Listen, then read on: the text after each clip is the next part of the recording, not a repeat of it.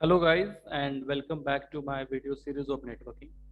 तो last time हमने देखा था नेटवर्क केबल कनेक्टर, जिसमें मैंने कवर किया था coaxial cable network connector, multiple fibre optic connector, जिसमें हमने देखा था straight tip connector, subscriber connector, Lucent connector, MC and MU connector, MTRJ connector, MTP connector, और लास्ट हमने देखा था high performance copper connector. Okay, तो आज हम डिस्कस करने वाले हैं इथरनेट, जिसमें मैं मेनली कवर करने वाला हूँ ethernet, ethernet characteristics, ethernet MAC, ethernet standard, ethernet MAC address, ethernet frame header format और उसके टाइप्स। ठीक है, तो सबसे पहले देखते हैं इथरनेट।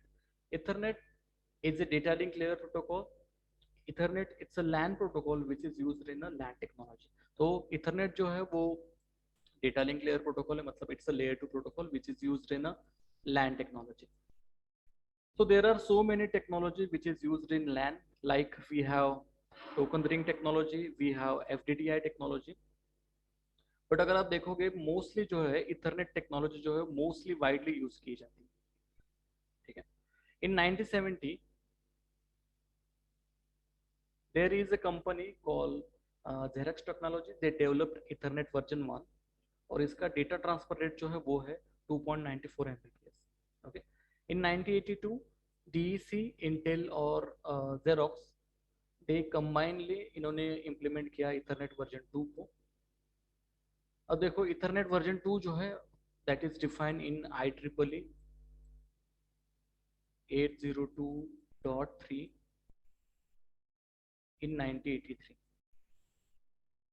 ओके, और इसका डेटा ट्रांसफर रेट अगर आप देखोगे तो वो है 10 Mbps, 10 megabit per second. Okay, which is use CSMA CT technology. तो इथरनेट का अगर आप डेटा ट्रांसफर रेट देखोगे मिनिमम जो है वो 1 Mbps है, मैक्सिमम जो है जो कि अभी इम्प्लीमेंट हुआ है 400 Gbps. और is mean by 1 Mbps, 1 megabit पर सेकेंड, मतलब एक सेकेंड में 1 मेगाबिट डेटा जो है ट्रैवल करेगा. और 400 Gbps का मतलब क्या है, एक सेकेंड में 400 GB का गीगाबिट का डेटा जो है वो क्या करेगा, ट्रैवल करेगा. कैरेक्टरिस्टिक्स की अगर आप बात करोगे, it operates at layer 2, it's easy to implement, low cost network configuration, flexibility in extensive topology and successful interconnection. Standards अगर आप देखोगे तो इसका फर्स्ट स्टैंडर्ड जो है वो 80 आई ट्रिपल ई 802.3 है, दैट इज इथरनेट स्टैंडर्ड. इसका स्पीड जो है वो है 10 Mbps. 802.3u इसका जो स्टैंडर्ड है वो है फास्ट इथरनेट, और इसका स्पीड जो है वो है 100 Mbps. 802.3z और यू कैन कॉल 802.3ab, जिसका स्टैंडर्ड जो है वो है गीगाबिट इथरनेट. इसका मैक्सिमम स्पीड जो है वो 1000 Mbps है. 802.3ae 10 जी इसका 10 गीगाबाइट इथरनेट स्टैंडर्ड है, और इसका स्पीड जो है वो 10 Gbps का है. एंड लास्ट जो है वो है 802.3ba, जिसका स्टैंडर्ड है 100 गीगाबिट इथरनेट, और इसका स्पीड जो है वो है 100 Gbps. ओके, ये इथरनेट स्टैंडर्ड जो है वो नेटवर्किंग टर्म्स में मैंने ऑलरेडी आपको एक्सप्लेन किए, वहाँ पे भी जाके आप एक बार चेक कर सकते हो. इथरनेट जो है वो दोनों डुप्लेक्स फॉर्मेट को सपोर्ट करता है. एक है आपका हाफ डुप्लेक्स, दूसरा जो है वो फुल डुप्लेक्स है.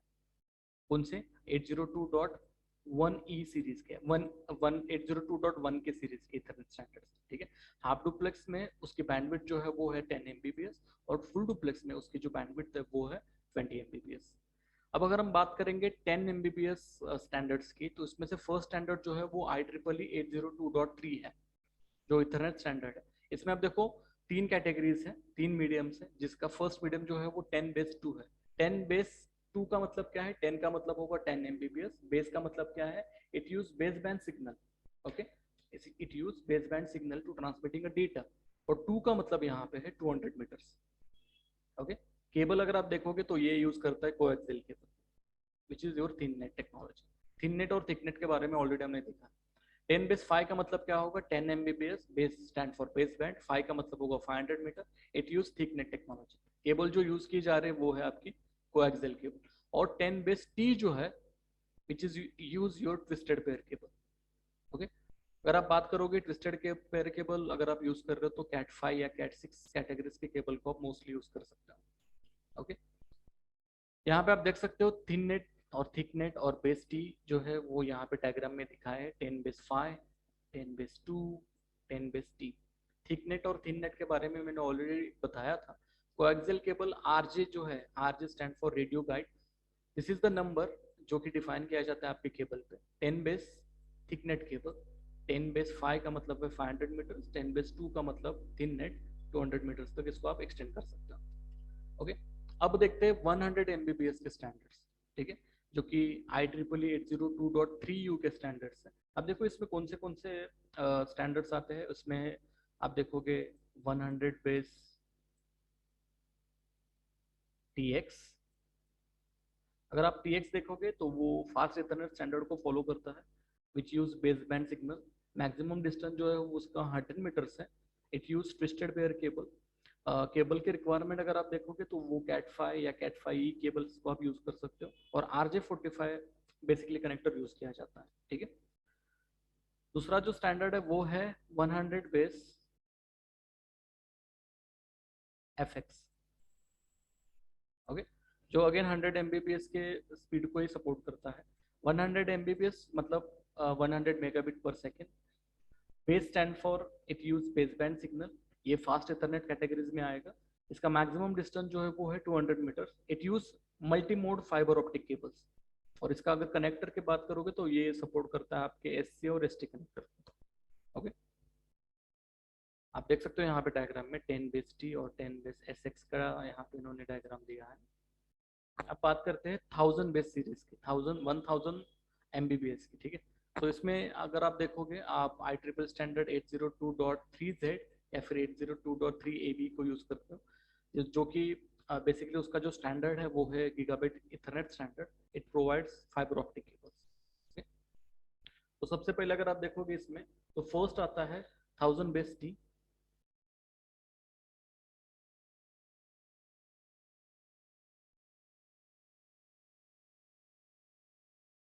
जो कि है, जो सपोर्ट करता है आपके गीगा इथरनेट स्टैंडर्ड्स को। It use base band signal to transmitting a data. इसका मैक्सिमम डिस्टेंस जो होता है वो होता है 100 metres. It use twisted pair cable. और केबल रिक्वायरमेंट अगर आप देखोगे तो ये Cat6 या उसके ऊपर के केबल्स को सपोर्ट करता है, और ये RJ45 केबल कनेक्टर को यूज कर सकते हो। 1000 मतलब होगा 1000 एमबीपीएस पर सेकेंड और 1 जीबीपीएस पर सेकेंड, और 1 जीबीपीएस पर सेकेंड। सेकेंड जो स्टैंडर्ड है वो है 1000 बेस SX, जो कि अगेन सेम है। It uses giga ethernet standard, base band signal को यूज करता है। इसका मैक्सिमम डिस्टेंस जो है वो है 220 से लेकर 500 मीटर्स तक। And it use multi mode fibre. Okay, it use the multi mode fibre. 1000 base, अगर मैं LX की बात करूंगा, बाकी के सब कुछ सेम है। मतलब it use giga ethernet standard, it has baseband signals, it use baseband signal to transmitting your data. इसका मैक्सिमम डिस्टेंस जो है वो थोड़ा ज़्यादा है, क्योंकि ये single mode fibre optic cable को आप यहाँ पे यूज कर सकते हो। तो इसका मैक्सिमम डिस्टेंस जो है वो है 500 मीटर्स तक का। वो कितना है यहाँ पे, 500 मीटर्स तक। ओके, तो ये अगेन 110 MB सॉरी 1000 MBPS मतलब ऑलमोस्ट 1 GBPS जो है उसका डेटा ट्रांसफर रेट है। आप देख सकते हो यहाँ पे 1000 base TX and 1000 base XX की केबल की इमेजेस दिखाई गई है। सिंगल मोड फाइबर और मल्टी मोड फाइबर दोनों एंड्स यहाँ पे एक्सप्लेन किए गए हैं। अब देखते हैं आपके 10 GBPS मतलब ऑलमोस्ट इट्स योर 10,000 MBPS। अब 10,000 MBPS के अगर मैं कैटेगरीज की बात करूंगा तो इसमें है twisted pair which is your 10^t। 10^t का मतलब क्या होगा, डेटा ट्रांसफर रेट जो है वो 10 GBPS है। It's 10 gigabit per second. Base stand for base, it use baseband signal. T stand for it's your twisted pair cable.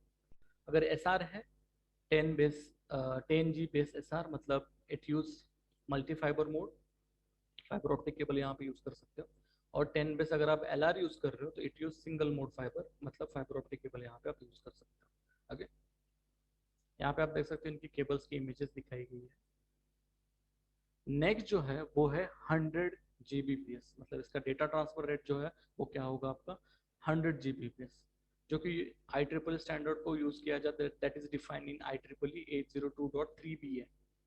Okay, जो कि मैं कहूँगा मोस्टली हाई परफॉर्मेंस कंप्यूटिंग के लिए यूज किया जाता है, आपके हाई स्पीड स्विचिंग में यूज किया जाएगा, आपके हाई स्पीड राउटिंग में, as in a data centre, as in a service provider network में, ये ज़्यादातर स्टैंडर्ड जो है वो यूज किया जाता है। ठीक है, आप देख सकते हो यहाँ पे ऑलमोस्ट 100,000 एमबीपीएस तक आप इसको एक्सटेंड कर सकते हो आपके अपनी स्पीड को, जो कि ऑपरेट किया जाता है OM3 and OMD which is your multi mode fibre and single mode fibre as well. तो यहाँ पे दोनों मोड जो है वो सपोर्ट किए जाते हैं, सिंगल मोड फाइबर और मल्टी मोड फाइबर, दोनों भी आप मोड यहाँ पे यूज कर सकते हो। तो आप देख सकते हो ट्रिमंडियस इसका स्पीड है, up to 100 gigabit per second. तो यहाँ पे आप देख सकते हो this is your image of 10 Gbps. This is your Ethernet terms, like speed जो आप देख सकते हो 10 Gbps which is your 10,000 Mbps, 40 Gbps and 100 Gbps Ethernet which is your 100 Gbps. Okay, अब देखते हैं Ethernet MAC address. Ethernet MAC address की अगर आप बात करोगे तो MAC एड्रेस के बारे में मैंने आपको ऑलरेडी बताया था, it's a unique identification of machine. ये 48 बिट का रहता है which is in written in a hexadecimal format, which is divided into two parts. First part जो है वो 24 बिट्स का रहता है, सेकंड पार्ट जो है वो भी 24 बिट का रहता है। फर्स्ट पार्ट जो है which is reserved for OUI which is organization unique identifier, and last 24 bit जो है which is reserved your vendor, written into hex digits separated with the dots, divided into 3 boxes। मतलब एक अगर आप मैं example लेता हूँ, जैसे आई हैव अ राउटर, और राउटर का जो मैक एड्रेस है वो कुछ इस तरीके से है, जैसे ABCD 1234.AB12, this is the MAC address, so it's separated with the dots। okay, it divided into 3 boxes, first box, second box and third box। okay, so यहाँ पे आप देख सकते हो एग्जांपल में उन्होंने दिया है 2000.abcd.1234।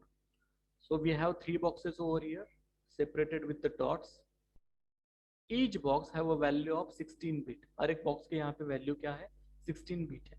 हर एक बॉक्स में टोटल 4 हेक्साडेसिमल डिजिट्स रहते हैं, और इन 4 हेक्स डिजिट्स की अगर आप वैल्यू देखोगे वो है 4, मतलब 4 bit plus 4 bit plus 4 bit plus 4 bit, तो वो कितना होगा 16 बिट। तो टोटल अगर आप देखोगे मैक एड्रेस जो होता है वो कितने बिट का रहता है, 48 बिट का। अगर मैं इन 4 बिट की वैल्यू अगर देखूंगा तो वो क्या है, 8421। ओके, तो यहाँ पे आप देख सकते हो 2001, तो इन्होंने यहाँ पे उसको डिस्क्राइब किया है। इट स्टार्ट विद द 2 का मतलब क्या होगा यहाँ पे 8421 0010, मतलब 2 के बिट को उन्होंने रखा है ऑन, बाकी सारे ऑफ। बाकी का है नेक्स्ट है 0 विच इज योर अगेन 8421 वैल्यूएशन जो है 0000, ये भी है 0000। लास्ट में यहाँ पे है 2001 मतलब 1 है, तो ये क्या होगा 8421 विच इज योर 0001। लास्ट बिट जो है उन्होंने क्या रखी on. ABCD, A stand for, यहाँ पे मैंने आपको कहा था ए स्टैंड फॉर होता है 10 8 4 2 1। अगर आप इनके एडिशन करोगे 8 + 2 = 10। Okay, so 8 is on, 4 is off, 2 is on, 1 is 0। B 8 4 2 1 मतलब 8 + 2 + 1, ये होगा 11। ओके, C की वैल्यूएशन यहाँ पे दी है 1100 मतलब 8421 8 + 4। D का यहाँ पे वैल्यूएशन दिया है 8421 मतलब ये होगा 1101। अगेन 1 है तो 0001, अगेन 2 है तो 0010, अगेन 3 है यहाँ पे 0011, एंड लास्ट में 4 है वो है 10100। ओके, सो जैसे मैंने आपको बताया था ethernet MAC address, that is the first part जो अगर आप देखोगे 2 पार्ट्स में डिवाइड किया गया था, एक था आपका ऑर्गेनाइजेशन यूनिक आइडेंटिफायर का, दूसरा जो पार्ट था वो था आपका वेंडर का। मतलब first 24 bits that is reserved for organisation unique identifier OUI। So this is the number that is assigned by IEEE। सो ये क्या करते हैं, स्पेसिफिक नंबर्स को असाइन करते हैं by the vendors. Okay, so that vendors can has many OUI numbers. और last part जो था वो क्या था आपका that is your vendor assigned, vendor part. But the first 24 bit that is reserved for OUI, and last 24 bit that is reserved for the vendor assignment. So vendor assignment जो है वो particularly by the company होगा, by itself, जो company assign करेगी. So it makes the MAC address has been unique, क्योंकि यहाँ पे multiple productions होंगे हर एक कंपनीज के वेंडर्स के, तो वो क्या करेंगे हर एक मैन्युफैक्चर डिवाइसेस को पर्टिकुलर मैक एड्रेस जो है वो असाइन करें. So that company has to make sure कि हर एक पर्टिकुलर डिवाइसेस पे जो एड्रेस असाइन हो रहा है, जो मैक एड्रेस असाइन हो रहा है, वो यूनिक होना चाहिए. अब देखते हैं IEEE 802.3 इथरनेट फ्रेम फॉर्मेट में. ठीक है, तो फ्रेम जो है वो किस तरीके से पैकेट्स में, मैंने आपको बताया था पैकेट फॉर्मेट है आपका, एक हेडर फॉर्मेट है, उसके बारे में थोड़ा एक्सप्लेनेशन देखते हैं. इससे पहले भी मैंने आपको बताया था कि आपका जो पैकेट है वो ट्रैवल करता है और पैकेट्स में कंटेंट रहता है, एक हेडर कंटेंट रहता है. तो ये जो है वो है आपका IEEE 802.3 इथरनेट फ्रेम हेडर, जिसमें से फर्स्ट आप देख सकते हो यहाँ पे. फर्स्ट जो हेडर है वो है प्रीएम्बल. प्रीएम्बल जो रहता है वो बेसिकली 7 बिट का रहता है. ठीक है, प्रीएम्बल जो रहता है वो बेसिकली कितने बिट का रहता है? 7 बिट का. 7 बिट मतलब 7 बिट्स, इसका मतलब अप्रोक्सीमेट अगर आप देखोगे तो ये 56 बिट्स होंगे. 7 बाइट है, सॉरी नॉट बिट, 7 बाइट, इसका मतलब ये कितने होंगे? Approximate 56 bits. ओके, और ये जो है ये हमेशा कांस्टेंट रहते हैं. ये जो है ये हमेशा क्या रहते हैं? कांस्टेंट रहते हैं. मतलब इनका जो फॉर्मेट रहेगा 1010101010 अप टू 56 बिट्स तक, ये कांस्टेंट रहेगा. सेकंड जो है वो है SFD. SFD है वो है 1 बाइट का. इसका मतलब ये कितना होगा? ये होगा आपका 8 बिट्स. इनकी वैल्यूएशन जो है वो भी कांस्टेंट रहती है. वैल्यूएशन क्या होगा? 10101011, ये चेंज नहीं होगा. ओके, बेसिकली ये चेंज नहीं होगा. तो आप देख सकते हो इस पैकेट इथरनेट फ्रेम हेडर में फर्स्ट जो पार्ट आ रहा है यहाँ पे प्रीएम्बल और SFD. प्रीएम्बल और SFD जो है, this is the part of the physical layer. This is the part of the physical layer. Okay, but ये इंक्लूड किया जाता है आपके Ethernet frames. It does include in Ethernet frames. Second, जैसे मैंने आपको बताया था प्रीएम्बल और SFD, अगर आप इन दोनों के एडिशन करोगे तो आपको वैल्यूएशन मिल रहा है 8 बाइट का. 7 + 1 = 8 बाइट. मतलब कितना हुआ? अप्रोक्सीमेट हुआ आपका ये 64 byte, 64 bits, not byte. Okay, so ये क्या करता है? ये 8 बिट जो है वो यूज किए जाते हैं, that is use to alerting the receiver that message is coming to you. इसका मतलब ये 8 बिट जो है वो यूज किए जाते हैं. आपके प्रीएम्बल और SFD यूज करते हैं आपके रिसीवर्स तक एक सिग्नल जनरेट करते हैं, अलर्ट करते हैं उसको कि आपकी तरफ एक मैसेज आ रहा है. ओके, अब यहाँ पे देखो फर्स्ट जो है वो है DA. DA stand for destination MAC address. DA stand for your destination MAC address, जो कि है 6 बाइट का, जो कि है आपका 6 बाइट का. ओके, 6 बाइट मतलब कितना हुआ? 48 बिट. 6 बाइट का मतलब क्या होगा? 48 बिट्स. सेकेंड जो है वो है again SA, which is your source MAC address. ये भी क्या है? ये भी अगेन होगा आपका 6 बाइट मतलब 48 बिट्स का. ओके, अब देखो ये सोर्स मैक और डेस्टिनेशन मैक एड्रेस जो है वो कैसे कंसिडर किए जाते हैं, एक एग्जांपल में देखते हैं.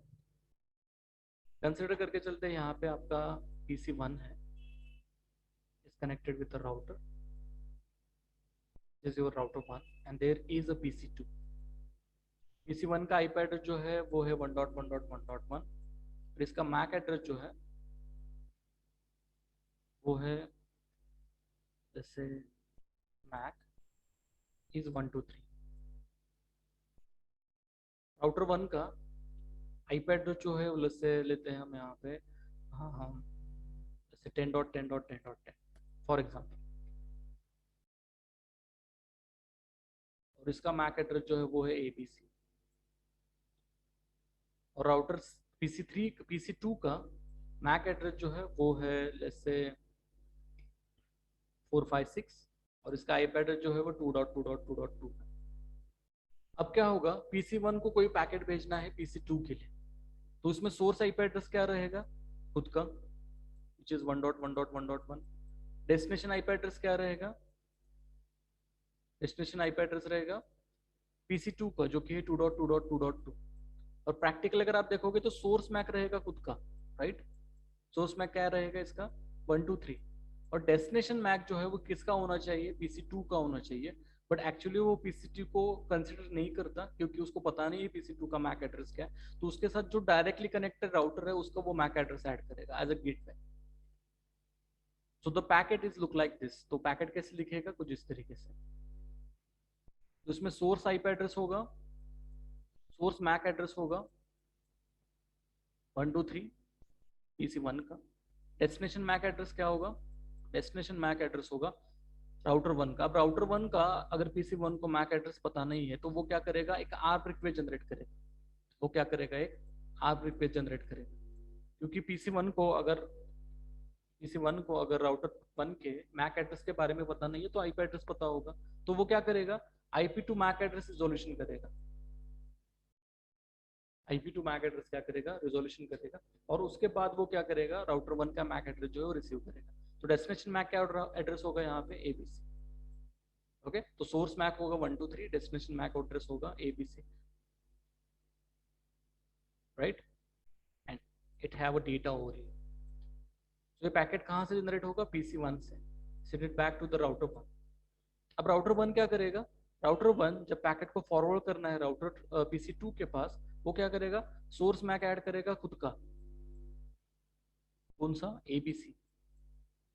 और डेस्टिनेशन मैक एड्रेस यहाँ पे क्या होगा, डेस्टिनेशन मैक एड्रेस होगा यहाँ पे राउटर PC2 का। अगर इसको पता नहीं तो again is going to generate ARP request, IP to MAC address resolution करेगा। और उसके बाद फिर यहाँ पे डेस्टिनेशन मैक एड्रेस होगा 456 एंड योर डेटा। तो ये पैकेट कहाँ से जनरेट हुआ है, R1 से, send it back to the PC2। और इसी तरीके से वो पैकेट जो है वो ट्रैवल करेगा। क्लियर हुआ। तो जैसे मैंने आपको अभी बताया था,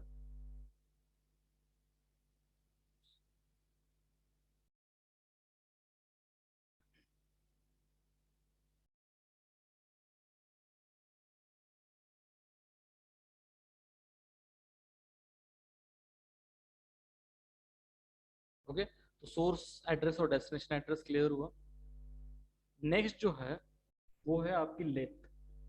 नेक्स्ट जो है वो है क्या, आपकी लेंथ। तो लेंथ जो है वो क्या है, length it's a 2 byte. Length it's a 2 byte मतलब कितना होगा, 16 बिट। लेंथ की अगर आप वैल्यू देखोगे तो लेंथ की वैल्यू होती है 0 से लेकर 65535। 0 से लेकर 65535। This is the total length of entire Ethernet flow. ये जो है ये कंसिडर करते हैं आपकी total length of entire Ethernet flow. Next जो है वो है डेटा। नेक्स्ट जो है वो क्या है, डेटा। तो यहाँ पे आप देख सकते हो इट्स अ प्योर डेटा। ये जो है इट्स अ प्योर डेटा। अब ये लेंथ जो है दैट इज कंसिडर, ये डिपेंड करते हैं कि आप कौन सा एड्रेस यूज कर रहे हो। It will depend on your IPv4 address है या फिर IPv6 एड्रेस। ओके। नेक्स्ट जो है वो है आपका डेटा। अब ये जो डेटा सेक्शन जो है वो है pure form. It's a pure form of the data, or you can call the payload. So it's a pure data which is also known as a payload. यहाँ पे अगर आप देखो it carries both IP header as well as data. अगर आप internet protocol को use कर रहे हो ओवर द इथरनेट तो वो दोनों हेडर्स को कैरी करेगा, आपके आईपी हेडर को भी कैरी करेगा और आपके डेटा को भी यहाँ पे कैरी करेगा। सो ये ऑप्शनल रहेगा। ओके, ये क्या है, ऑप्शनल है। ये तब यूज होगा जब आप इंटरनेट प्रोटोकॉल को यूज कर रहे हो over the Ethernet frames. Okay. So pure data जो है वो एटलीस्ट कितना होना चाहिए, प्योर डेटा जो है वो एटलीस्ट 46 बाइट का होना चाहिए। प्योर डेटा जो है वो एटलीस्ट कितना होना चाहिए, 46 बाइट का। अब ये क्यों जरूरी है, देखो अगर आपका डेटा 46 बाइट से नीचे हुआ या कम होगा, if the data is less than the 46 byte, so CSA में CD जो है वो काम नहीं करेगा। सो मिनिमम डेटा जो है वो कितना होना चाहिए आपका 46 बाइट, और मैक्सिमम डेटा जो है वो कितना होना चाहिए आपका 1500 बाइट। मैक्सिमम डेटा जो है वो क्या होना चाहिए आपका 1500 बाइट। ओके। नेक्स्ट है CRC। CRC stand for cyclic redundancy check. इससे पहले भी हमने ये CRC के बारे में हमने देखा था आपके OSI रेफरेंस मॉडल्स में, तो वो भी एक बार वीडियो चेक कर लेना। सो CRC क्या है, CRC It's a most powerful error detection method which is used in real life applications. So CRC can detect your all odd errors, single bit error, double bit error, burst errors. Okay, so CRC की यहाँ पे value है 4 bite. अगर just in case अगर आपको question पूछा गया कि मिनिमम इथरनेट फ्रेम की साइज कितनी होती है, तो क्या करना है आपको? DA destination address plus source address plus length plus data plus CRC, मतलब मिनिमम साइज में यहाँ पे कंसिडर कर रहा हूँ. तो डेस्टिनेशन एड्रेस है आपका 6 बाइट का, सोर्स एड्रेस है आपका 6 बाइट का, लेंथ की साइज है आपकी 2 बाइट, डेटा की मिनिमम साइज यहाँ पे लेनी है वो है 46 बाइट, और CRC जो है 4 बाइट. तो अराउंड कितना हुआ? 64 byte. This is your minimum ethernet frame size. और मैक्सिमम क्या होगा? मैक्सिमम सेम वैल्यूएशन है, 6 डेस्टिनेशन, 6 सोर्स, 2 लेंथ. अब डेटा जो है वो यहाँ पे मैक्सिमम में कंसिडर करूंगा 1500 बाइट प्लस CRC होगा 4 is equal to 1518 byte. Okay, अब यहाँ पे हमने प्रेम्बल और SFD को कंसिडर नहीं किया है क्योंकि that was not, this is the not the part of the data. और अगर आपको टोटल लेंथ के बारे में पूछा गया इंक्लूडिंग प्रेम्बल और SFD, तो यहाँ पे सिर्फ क्या करना है आपको? 8 बाइट को ऐड करना है. ओके, तो यहाँ तक क्लियर हुआ? ये था आपका पैकेट का inside structure including your all bits, including your all headers. अगर मैं टाइप्स के बारे में देखूंगा तो ये हमने अभी जस्ट कवर किया 802.3 इथरनेट फ्रेम फॉर्मेट में, जिसमें मैंने आपको बताया था what is the preamble, what is the SFD stand for start of the frame delimiter, what is destination address, what is source address, what is your length, what is your data. Data के size के बारे में हमने describe किया था, minimum कितना होना चाहिए, मैक्सिमम कितना होना चाहिए. आपका cyclic redundancy check, your CRC which is helps to, it is used to और एरर डिटेक्शन मैकेनिज्म, जिसमें मैंने आपको बताया था ये कितने बाइट का रहता है. It uses some kind of checksums value. Actually 32 bit का रहता है ये, और ये जो 32 बिट जो होते हैं it has hash code of the data. Okay, अब इथरनेट फ्रेम हेडर फॉर्मेट के टाइप्स देखते हैं. फर्स्ट जो है वो इथरनेट पार्ट 2 है, इथरनेट वर्जन 2 का. दूसरा है IEEE 802.3 CSMA-CD. थर्ड जो है वो CSMA-CD including LLC. And last जो है वो है 802.3 विद SNA. ओके, अब देखते हैं डिटेल्स में कि क्या क्या है.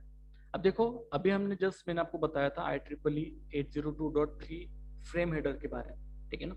तो इसमें हमने प्रीएम्बल देखा, SFD देखा, DA देखा, source address, length, data and CRC.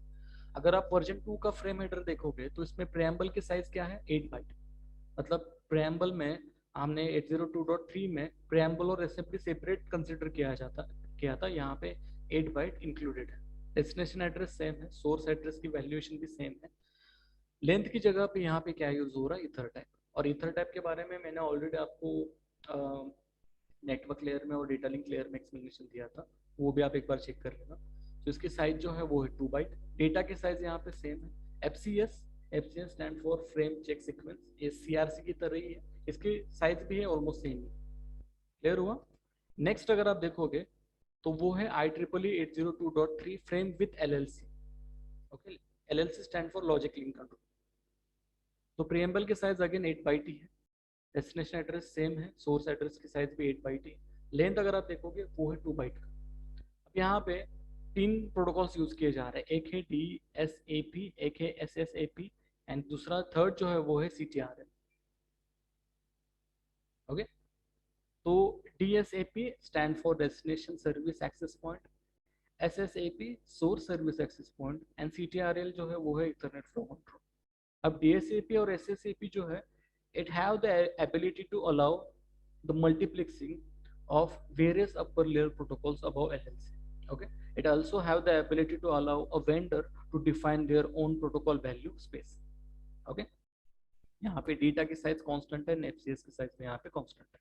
Last जो है वो है IEEE 802.3 frame with LLC and SNAP.